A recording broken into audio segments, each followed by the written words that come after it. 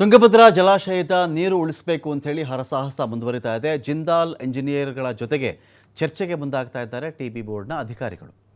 12 ton ಗಾತ್ರದ ಒಟ್ಟು 5 stop ಲಾ ಗೇಟ್ಗಳನ್ನು ಅಳವಡಿಸಬೇಕು ಅಂತ ಹೇಳಿ ತಯಾರಿ ಮಾಡಿಕೊಳ್ತಾ ಇದ್ದಾರೆ.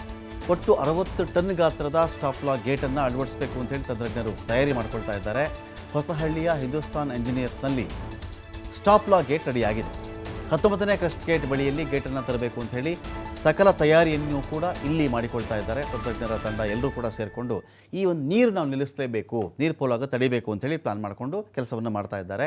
ಬಹುತೇಕ ನಾಳೆಗೆ ಗೇಟನ್ನು ಕೂಡ ಇಳಿಸಬಹುದು. ಈಗ ಸ್ಟಾಪ್ ಲಾ ಗೇಟನ್ನು ಮಾಡ್ಕೊಳ್ತಾರೆ, ನಾಳೆ ಬೆಳಗ್ಗೆ ಗೇಟನ್ನು ತಯಾರಾಗುತ್ತಲ್ಲ ಅದನ್ನೇ ಇಳಿಸಿ ಆ ತುಂಗಭದ್ರಾ ಡ್ಯಾಮ್ನ 19ನೇ ಕ್ರಸ್ಟ್ ಗೇಟನ್ನು ರಿಪೇರಿ ಮಾಡ್ತಕ್ಕಂಥ ಕೆಲಸವನ್ನು ಮಾಡ್ತಾ ಇದ್ದಾರೆ ಟಿಬಿ ಬೋರ್ಡ್ನ ಅಧಿಕಾರಿಗಳು.